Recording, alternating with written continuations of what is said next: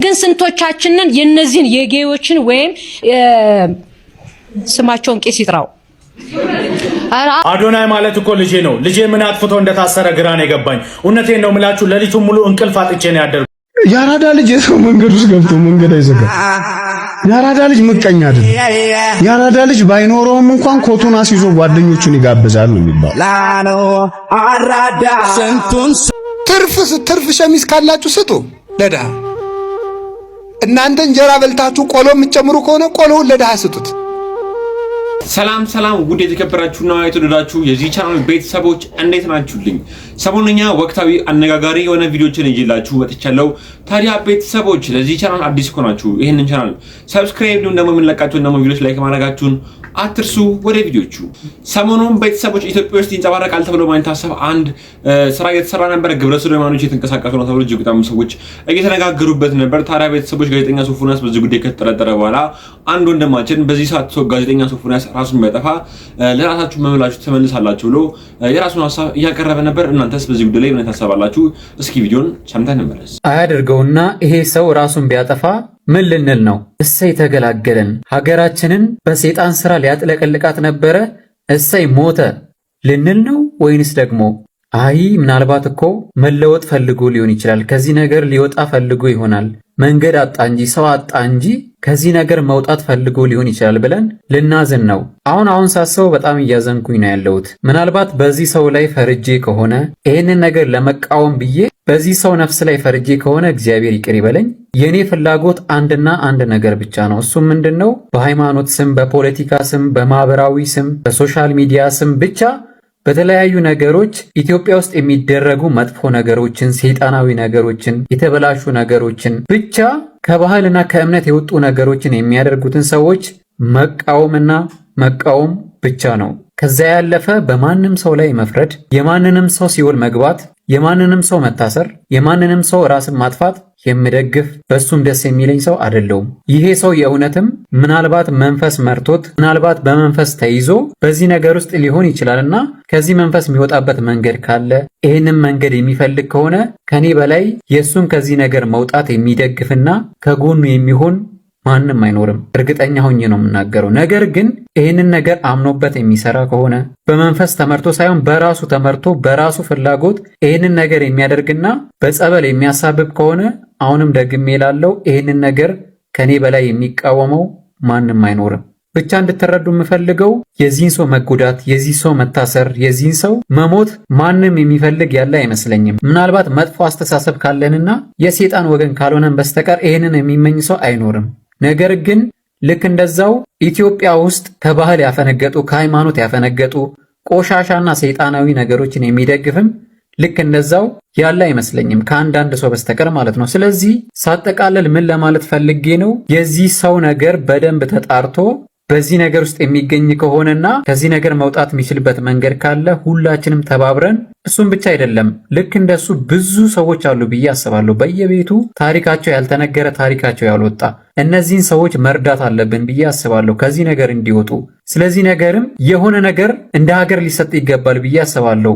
ትምህርት ሊሆን ይችላል፣ በሳይኮሎጂ፣ በቤተ እምነት፣ በተለያዩ ቦታዎች ስለዚህ ነገር መማርና ካሁኑ ቅድመ ዝግጅት ማድረግ አለብን ብዬ አስባለሁ። ይሄ ነገር ከእጅ ከወጣ የምር በጣም አደገኛ ስለሆነ ልንቆጣጠረው የምንችለው ነገር አይደለም። ነገር ግን ከዚህ በተቃራኒ ይሄንን ነገር ዓላማ አድርገው ይሄንን ነገር እንደ ግብ አስቀምጠው በሀገራችን ልክ እንደ ውጪዎቹ አዲስ ነገር ሊያለማምዱን እንደዚህ አይነት ሰይጣናዊና ቆሻሻ ነገር በሀገራችንም ሊያለማምዱንና እንደ ኖርማል ነገር እንድናየው ዓላማና ግብ ካላቸው ግን ሁላችንም በአንድነት ቆመን ልንታገለው ይገባል። ይሄ ጉዳይ ሰዎች ላይ ስለመፍረድ አይደለም። ይሄ ጉዳይ እንትና እንዲታሰር፣ እንትና እንዲገደል፣ እንትና እንደዚህ እንዲደረግ አይደለም። ይሄ ጉዳይ ሀገራዊና ሰዋዊ ጉዳይ ነው ብዬ አስባለሁ። ሰዎች ሁላችንም ዓላማ ካላቸው በአንድነት ቆመን ልንታገለው ይገባል። ታዲያ ቤተሰቦች እናንተስ በዚህ ጉዳይ ላይ ምን አይነት ሐሳብና ምን አስተያየት አላችሁ? ሐሳብና አስተያየታችሁን ኮሜንት ላይ አስቀምጡልን። ደግሞ ቤተሰቦች በሶሻል ሚዲያ እጅግ በጣም ትልቅ ተጽዕኖ ፈጣሪ የሆነው አዶናይ መታሰሩ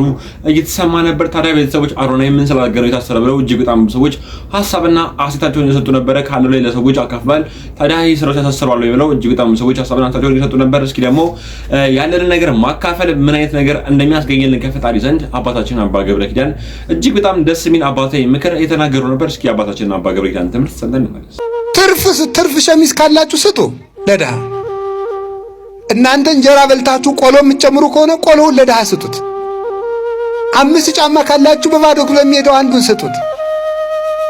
እናንተ በሬ በግ አርዳችሁ ዶሮ የምትጨምሩ ከሆነ ዶሮውን ለድሃ ስጡት። አሁን ልደት መጥቷል። ቢያንስ ሽሮም ስጡት፣ ቆሎ ስጡት። ጦም እያደረኛ ደግሞ ስላልተጨመረልን የሚከፋን ስለሆነ በፍራሽ እየተኛ አልጋ የለኝም ምትል ከሆነ ቤት ለሌለው ሰው መጠለያ ስጠው። ቤት ለሌለው ሰው ደሃ ጦሙን እያደረ አንተ ምግብ የምታማርጥ ከሆነ ስጠው። አይዳው ድኩማት ያንጻሉን ታቢያተ ደካማ እጆች የሰማይ ቤት ይሰራሉ። ደካማ እጆች ስለ ማርያም፣ ስለ ገብርኤል፣ ስለ ሥላሴ የሚሉት እነዚያ እጆች የብርሃን ቤት ሰርተው ይቆዩአቸዋል። አበድሯቸው። ለነዚያ ነው መስጠት። ቅዱስ ዮሐንስ አፈወርቅ አንድ ጊዜ ክርስቶስን ተወዱታላችሁ አላቸው። አዎ አሉት። እሺ እናንተ ተወዱታላችሁ? እስቲ የምትወዱት በጣም እሺ፣ ብትወዱት ታበሉታላችሁ? ቢርበው ታበሉታላችሁ? ቅዱስ ዮሐንስ አፈወርቅ የመለሰው እንግዲያውስ ክርስቶስ ማለት በከተማው ብርድ እየመታው የወደቀው ድሃ ነው ይላል። ያንን ውደደው፣ ለዚያ ስጠው፣ አበድረው። ተመልከቱ ማለት ብፁዓን እሙንቱ እለይሁቡ እምዘሆሙ እስመ እሙንቱ ይሌቅህዎ ለእግዚአብሔር ይላል ሰሎሞን። ካላቸው ነገር የሚሰጡ ሰዎች እነሱ ለእግዚአብሔር ያበድሩታል ይላል። ለእግዚአብሔር ያበድሩታል። እግዚአብሔር ደግሞ ክብር አልብሶ ይቆያል።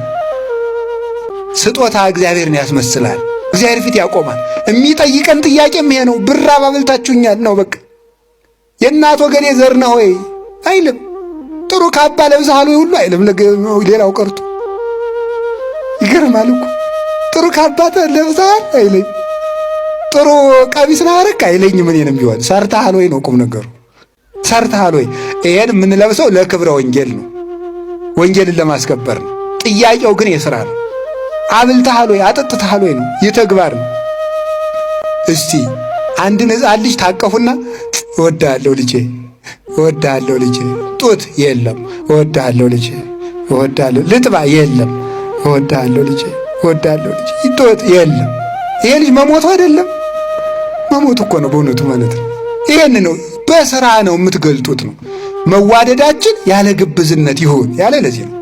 መራራት ማዘን በእውነቱ ማለት ሳትመርጡ። ለዚህም አንዳንድ ሰው ሆነልህ ስጥ፣ ካልሆነ አየኸው ይሄ እኮ ወጠምሻ ነው ሰርቶ ይበላ ነበር ይላል። ምን አገባ እንዲሁ እኮ አይደረስ እኮ ነው እናንተ። ሃለ ስጥ፣ ሃለለ ዝም ብለህ ሂድ።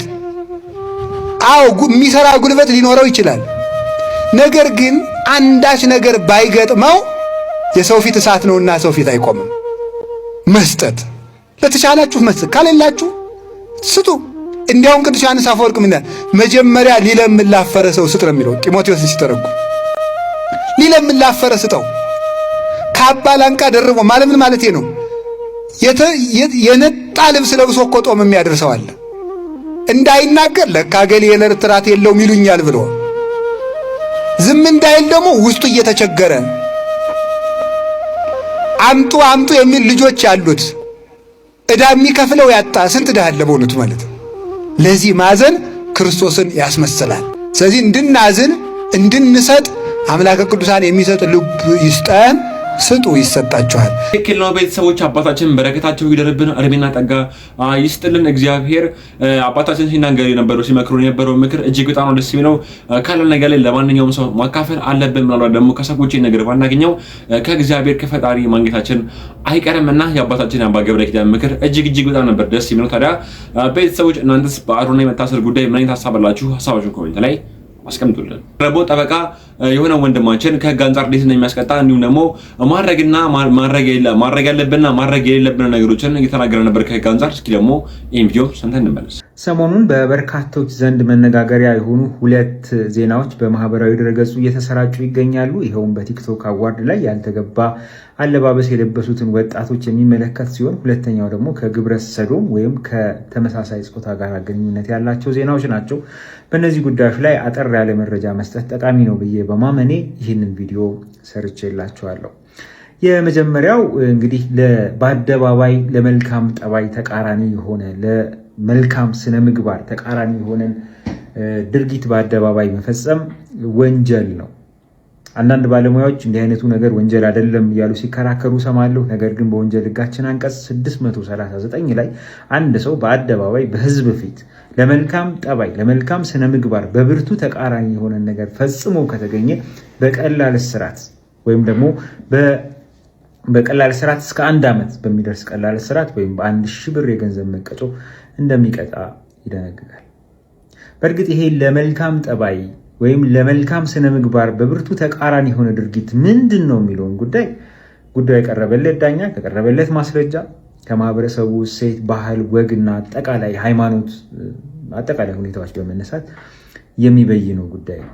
ይሄ ነገር ምንድን ነው የሚለው ምክንያቱም ህጉ ቋንቋውን ከማስቀመጥ የዘለለ በዝርዝር ያስቀመጠው ነገር ስለሌለ ማለት ነው።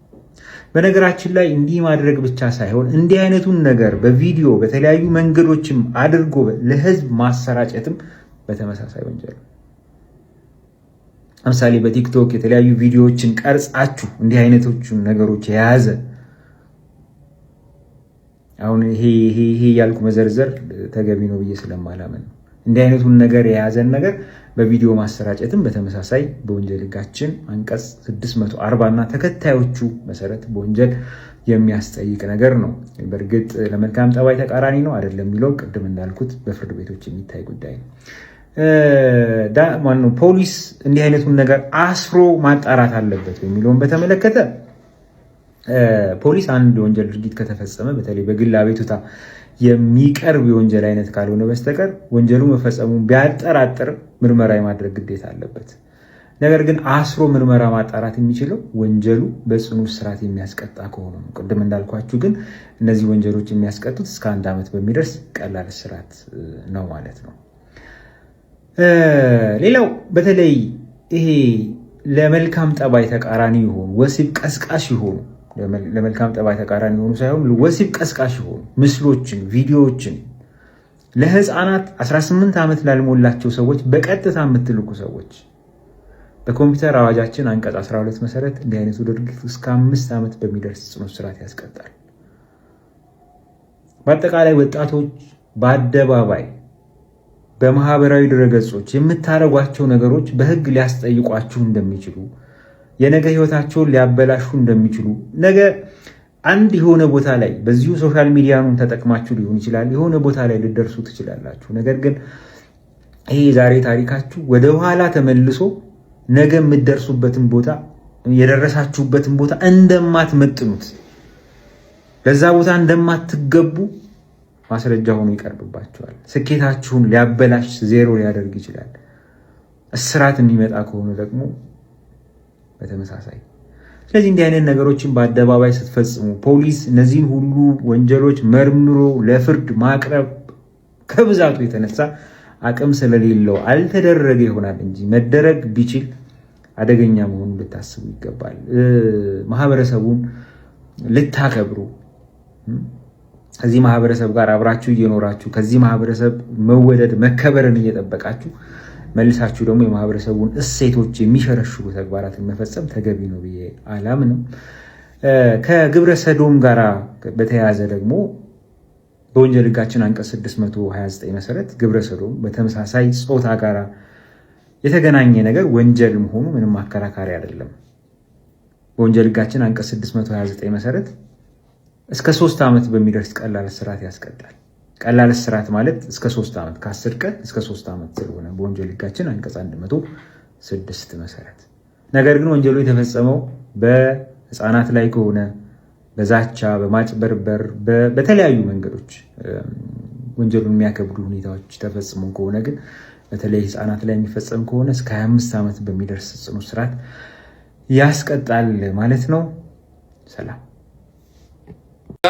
ይሄን መረጃ ይላችሁ መጥቼ ነበር። ታዲያ ቤተሰቦች ይሄን ነገር ከሰማችሁ በኋላ እጅግ በጣም ትልቅ ትምህርት እንደወሰዳችሁበት አልጠራጠርም። እስኪ ደግሞ ይላል አሁን ቪዲዮችን አይተን እንመለስ። ደግሞ ቤተሰቦች ማሰማችሁ ቪዲዮ ምንድነው? ጠበቃ ደጉላውም ስለ አዶናይ እና አዶናይ ታሰሩበትስ አንቀጽ አለ ወይ የሚለው ነገር እየተናገረ ነበር። እስኪ ደግሞ ጠበቃ ደጉላው ሲናገር የነበረው ነገርም ሰምተን እንመለስ። ስግጥ ፍምስ በሉ ማለት የወንጀል ተጠያቂነት አያስከትልም። አሜሪካዊ ዜጋ መሆን ከተጠያቂነት አያድንም።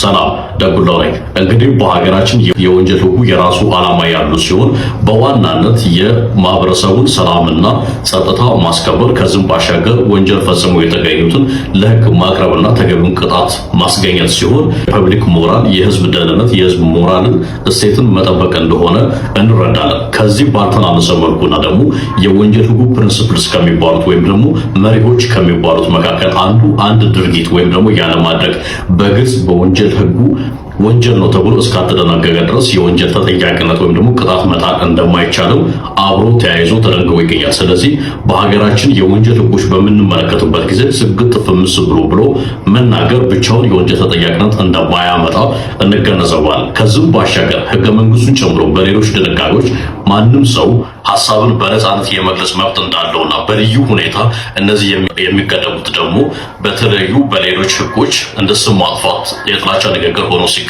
ብቻ እንደሆነ መረዳት ይቻላል። ስለሆነም አንድ ድርጊት ወይም ደግሞ አንድ አነጋገር ከባህል፣ ከወግ፣ ከሃይማኖት፣ ከሞራል ጋር ስለሚጻረር ብቻ የወንጀል ተጠያቂነት ያስከትላል ብሎ ማሰብ ተገቢ አይደለም። ከዚህም ባሻገር አንዳንዶቻችሁ አንድ አሜሪካዊ ዜጋ በኢትዮጵያ ምድር ወንጀል ቢፈጽም ይጠየቃል ወይ ብላችሁ ጠይቃችሁኛል። ወይም ደግሞ የአሜሪካ ኤምባሲ፣ የአሜሪካ ፕሬዝዳንት ጽሕፈት ቤትና ሌሎች አካላት በቀላሉ ዜጋቸውን ከሀገር ሊያስወጡት እንደሚችሉ ታስባላችሁ። ይህ ግን ስህተት ነው። አንድ አሜሪካዊ በኢትዮጵያ ምድር በባህር ሆነ በየብስ ደግሞ ቤተሰቦች እግረኛውን ሁላችሁም ታውቁታላችሁ ተስፋ አድርጋለሁ። ታዲያ እግረኛው ከዚህ በፊት ሶፎንያስን ጠይቆት ነበር። ታዲያ በዚህ ጉዳይ ላይ እንደተጠረጠረ የተለያየ ማስረጃዎችን እየወጣ ያፋጠጠ ነበር። ታዲያ በምላሹም እጅግ በጣም ብዙ ኢትዮጵያውያን ተቆጥተው ለምን እንደዚህ ጥያቄ ጠየቀው ብለው ሐሳብና አስተያየታቸውን እየሰጡ ነበር። ይህ ነገር ካለፈ በኋላ ግን አሁን ላይ እግረኛው ያኔ ስነግራቸው የነበረው ነገር አልሰማም ብላችሁ ነው እንጂ አሁን ላይ ከወጡ ማስረጃዎች እጅግ በጣም የባሰ ሰው ሊያያቸው የማይገቡ ማስረጃዎች በእጅ ይገኛሉ ብለው እጅግ በጣም አነጋጋሪ የሆኑ ነገሮችን እየተናገረ ነበር። እስኪ ደግሞ ቪዲዮም አይተን እንመለስ። ፈልግ ኑሮ አሁን ናዝሬት ያሉ ልጆች መንገድ ላይ አግኝተው እንዲህ ብለው ተጻጽፈው ካወጡት በላይ ማአት ፋይል ማውጣት ይችል ነበር። እፈልግ የነበረው እኔ እንደዛ አልነበረም። እፈልግ የነበረው እኔ የማንቂያ ደወሉ ሁኜ እንደዛ ዳር ዙሬ ጠይቄ በዚህ ህይወት ከቀጠልኩ ሌላ ከተክለ ሃይማኖት የከፋ ሰው ጋር ይደርሳል እና ህይወት ያኔ ይገለባበጣል፣ እዚህም ደረጃ ነኝ እንዴ ብሎ እንዲነቃ ራሱን እንዲከላከል ራሱ ሶፎንያስ እፈልግ የነበረው እንጂ እኔ እዛ ጋር ቁጭ አድርጌ ይሄው ማለትና ውሃ እስኪጠመው እስኪንቃቃ ማሳየት ጠፍቶኝ እኮ አይደለም። ማአት ዶክመንት እኮ ነበረ። ታስታውሻለሽ? ቪዲዮን አይተሽው ከሆነ ይሄን እዚህ ጋር የተላላከው የተጻጻፍከው የድምጹ የምስሉ ያንተ እንደሆነ እርግጠኛ ነኝ፣ በጣም እርግጠኛ ነኝ። እዚህ ጋር ግን አልደግመውም። እሱን ማለት በራሱ ነውር ነው፣ በእኛ ባህል ዊርድ ነው ምናምን ብሎ እሱ አቃለለው። የምን ዊርድ? በጣም የሚደገም አይደለም። ነው ቤተሰቦች እንደሰማችሁት ነው። ከዚህ በፊት ይሄ ወንድማችን እየተናገረ ነበር ስለ ሶፎንያስ። ታዲያ ብዙ ሰዎችም ወቀሳ አድርገውበት ነበር። በስተመጨረሻ ግን እውነቱ ይሄ ነው ሲል እየተናገረ ነበር። ታዲያ ቤተሰቦች የዚህ ነው ንግግር እንዴት አገኛችሁት? የሚሰማችሁን ሀሳብ ኮሜንት ላይ አስቀምጡልኝ። ጋዜጠኛ ሶፎንያስ በዚህ ሰዓት ጸበል ቦታ ላይ እንደሚገኝ ተናግሮ ነበር። ታዲያ እጅግ በጣም ብዙ ሰዎችም ቤተ ክርስቲያን መሸሸጋ አይደለችም፣ ኃጢአት ከሰራን በኋላ አልወጣም እንደበገበት መሸሸጋ አይደለችም፣ ጸሎት ማቅረቢያ ነው እንጂ እግዚአብሔር የምናመሰግንበት ነው እንጂ መሸሸጋ አይደለችም ብለው ሀሳብና አስተያየታቸውንም እየሰጡ ነበር። እስኪ ደግሞ አንድ ልጆችንም አይተን እንመለስ። ቤተ ክርስቲያን የወንበዶች ዋሻ አይደለችም።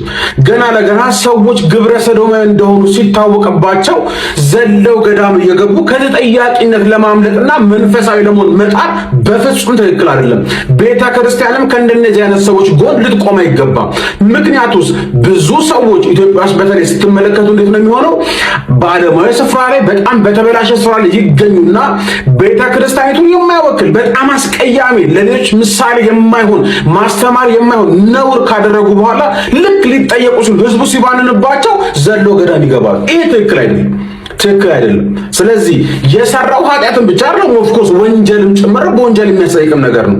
ስለዚህ ቤተክርስቲያን እነዚህን ሰዎች አውጥታ በመስጠት ለብዙዎቹ ማስተማሪያ ማድረግ መቻል አለበት። አለበለዚያ ግን በእንደነዚያ ልምምድ ውስጥ የሚገኙ በርካታ ሰዎች ማምለጫ እንዳላቸው ያስባሉ። ሲጀመር ቤተክርስቲያን ወንጀለኞችን መደበቂያ ስፍራ አይደለችም። አይደለም እንዴ? ማንም ሰው ገደለ፣ እንደዚህ ያደረገ፣ ግብረ ሰዶሚያ ሆነ ከዛ ባልክ ሲታወቅበት ዘሎ ግብት እንዲህ ይባል ነገር የለም። እስከ ዛሬ የት ነበርክ? እስከ ዛሬ ገዳም ለመሄድ ጽሞና ለመያዝ ለመማር ለመታረም ጊዜ አልነበረ? ግን እኮ ነበረ። ነገር ግን የምትፈልጋቸውን ስራ ካደረግክ በኋላ ልክ ጉዳዩ ይፋ ሲሆንና ሲታወቅብህ በመረጃ ሲደገፍ ዘለ ጥልቅ አልክ ማለት ነው። ይሄ በፍጹም ተቀባይነት የለውም። ስለዚህ ሊወጣ በህግ ሊጠየቅ ለብዙዎች ደግሞ ማስተማሪያ ሊሆን ይገባል። እንዲሁ ደግሞ ጸበል የምንጠመቅበት አምላካችንን መድኃኒታችን ኢየሱስ ክርስቶስን የምናመሰግንበት ቦታ ነው እንጂ ኃጢአት ከሰራን በኋላ ሰዎች እናገኙ ነው ሄደን የምንሸሸግበት ቦታ አይደለም ተብሎ ነበር። ትክክል ነው። ታዲያ ቤተሰቦች እናንተስ ምን ታስባላችሁ? የሚሰማችሁን ሀሳብ ኮሜንት ላይ አስቀምጡልኝ። ማሰማችሁ ቪዲዮ እንደው ቤተሰቦች ሰሞኑን ጋዜጠኛ ሶፎንያስን አጋልጬዋለሁ ያለው ልጅ እጅግ በጣም ብዙ ዝግቦች የተነሱበት ይገኛሉ። ከዚህ በፊት ደውሉ ነበር ወይ ደግሞ ከዚህ በፊት ትገናኙ ነበር ተብሎ እጅግ በጣም ብዙ ሰዎች እየተነጋገሩበት ይገኛል በዚህ ልጅ ዙሪያ። እስኪ ደግሞ ልጁ ከአንደበቱ የሚናገረው ነገር ሰምተን እንመለስ። ሰላም ጤና ይስጥልኝ፣ እንዴት ናችሁ? ፍሬዘር ነኝ። ይህን ሰሞን በተፈጠረው ጉዳይ ላይ ብዙ የኢትዮጵያ ሕዝቦች ጥያቄ እንደተነሳባችሁ አይቻለሁኝ። ከነዚህም ጥያቄዎች መካከል ለምሳሌ አንተና እሱ ምንድነው ያገናኛችሁ ወይ ደግሞ መች ነው የተገናኛችሁት?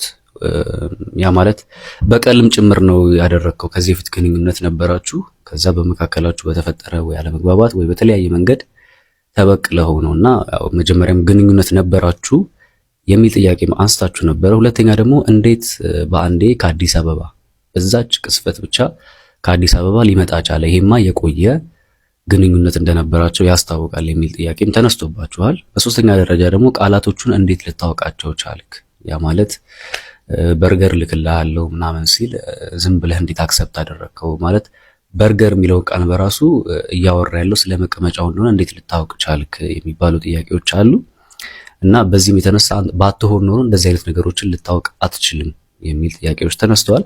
በአራተኛ ደረጃ ኢሞጂዎችን ሲጠቀም ነበር እሱም በሚልክበት ሰዓት እሱም አብሮ እየላከ ነበርና ይሄ ደግሞ ያው ስለወደደ ስለተመቸው ነው ይህንን ያደረገው የሚል ጥያቄዎች ተነስተዋል። አምስተኛ ደረጃ ደግሞ ያው ኮንተንቶቹ እና የሰሞኑ ጉዳይ ተገጣጠመ። አሁን እኔ የምሰራቸው ኮንተንቶች አይታችሁ ከሆነ በዩቲዩብ ላይ ስለ ፍቅር ግንኙነት፣ ስለ ትዳርና አጠቃላይ ደግሞ ስለ ወሲብ ነክ ነገሮች ስለሆነ እሱም አንተ ራስህ እንደዛ ባትሆን ኖሮ እንደዚህ አይነት ነገሮችን አታወራም የሚል ጥያቄዎች ተነስቶባቸዋል። ብቻ በአጠቃላይ የአብዛኞቻችሁ ጥያቄ የሚሆነው ይሄ ነው። ወደ እኔ እንድትዞሩ ያደረጋችሁ አንተ ራሱ እንደዛ ነህ፣ አንተ ራሱ ባትሆን ኖሮ የሰው እንትን ሊል አይችልም ነበር የሚሉ የተለያዩ ጥያቄዎች ተነስተዋል። ዞሮ ግን አንድ ልነግራችሁ የምፈልገው ነገር ምንድነው፣ እኔ ያው ከመጀመሪያውም እንደምታውቁኝ ኮንተንቶች የምሰራቸው ፍቅር ግንኙነት ጋር የተገናኘ ነው። ከዛ ትዳር፣ ከዛ ደግሞ ያው ተምኔል ላይ ያያችኋቸው ነገሮች ናቸው። ስለ ወሲብ ነክ ነገሮች አሉ። ግን አንድ መጠየቅ የምፈልገው ነገር ምንድነው፣ የኢትዮጵያ ሕዝብ ትዳር ውስጥ ወሲብ የለም እንዴ? ስለ ወሲብ አይወራም ትዳር ውስጥ? እስቲ ይሄን መልሱልኝ። በፍቅር ግንኙነት ውስጥ ኦኬሽ፣ ያው በእርግጥ ቪዲዮዎች ላይ አብዛኞቹ ላይ ታችሁ ከሆነ ቢፎር ሜሬጅ የሆነ ነገሮችን ብዙ ማላበረታታ አይነት ወንድም ነኝ። በትዳር ውስጥ እስካላችሁ ግን ሴቶች ባሎቻችሁ ማስደሰት አለባችሁ። ባሎቻችሁን ለማስደሰት ከፈለጋችሁ እነኝን አድርጉ። ወንዶች እንደዚህ ነገሮች ይፈልጋሉ ብዬ አጠቃላይ ስለ ወንዶች የወሲብ ባህሪ ለሴቶች እያቀረብኩ እየተናገርኩ ነበረ። እና ምንድነው ያጠራጠራችሁ ነው? ስለ ወሲብ መወራት የለበትም ወይም ደግሞ ስለ ወሲብ ያወራ ሁሉ ነው ነገሩ? እንደዛ ነው? እንደዛ አይደለም። ምናልባት ሰፋ ያለ መረጃ ማግኘት የምትፈልጉ ከሆነ ከሰውየው ጋር የተገናኘንበትን ቀን፣ መቼ እንደተገናኘን፣ በምን ምክንያት እንደተገናኘን ዩቲዩብ ላይ ሰርች አስቀምጬላችኋለሁ። እዛ ጋር እየገባችሁ ከነሙሉ ማስረጃው ሄዳችሁ ማየት ትችላላችሁ። ነገር ግን እዚህ ጋር ግን የምነግራችሁ ነገር ምንድነው እኔ አይደለም እንደዚህ አይነት ነገር እናንተ እንዳሰባችሁት ለሆነ ይቅርና ከገዛ ወንድሜ ጋር እንኳን አንድ አልጋ ላይ ልጆች እያለን ፋዘር ጋር ስንተኛ እንዲነካኝ ማልፈልግ ማለት ራስጌና ገርጌ ነው የምተኛው። አንድ ብርድ ልብስ ውስጥ ራሱ ለብሰን አብረን ተኝተን አናቅም። እስቲል አሁንም ባለሁበት እንደው በቤተ ክርስቲያን ውስጥ በተለያዩ ቦታ በሚደረጉ አንድ ላይ የመሰብሰቢያ ቦታዎች ላይ እንኳን ስንተኛ ስናድር ወንዶች ባሉበት ሴቶች ባሉበት ስንተኛ ወንዶች ተሰብስበው ሲተኙ እንኳን ያው የሚያውቁኛል ብዬ አስባለሁ። እኔ ተነጥዬ ለብቻዬ ነው የምተኛው። ለምን ኔቸሬ በራሱ አይፈቅድም፣ አልወድም እንደዚህ አይነት ነገር እና ይገባኛል ከምን አንፃር እንደዚህ አይነት ጥያቄዎች ሊፈጠሩባችሁ እንደቻለ እኔ ከምሰራቸው ኮንተንቶች አንፃርና ከሱ ጋር ኮንቨርስ ያደርኳቸው ሰዎች የተናገረ ነበር። በሰዓቱ ለተፈጠሩ ድርጊቶችም ሆነ ስልኩን ተውተው አግኝቻለሁ ሲል የነበረው ስልክ የጓደኛችን ነው እንጂ የሱ አልነበረም ብለው እጅግ በጣም ብዙ ሰዎችን ሲያነጋገርና ሲያከራክር የነበረ ነገሮችን እየተናገረ ነበር። እውነቱ ጋር አለ እግዚአብሔር ነው የሚያውቀው። እናንተስ በዚህ ጉዳይ ምን ታስባላችሁ? ሀሳባችሁን ኮሜንት ላይ አስቀምጡልን። ለዛሬ ይዤላችሁ የመጣው ቪዲዮ እነዚህን ይመስሉ ነበር። በቀጣይ አሪፍ አነጋጋሪ ቁም ነገር እና የሚያስዙ ቪዲዮችን ይዤላችሁ እመጣለሁ። ስለዳመጣችሁኝ አመሰግናለሁ። ቴንክ ዩ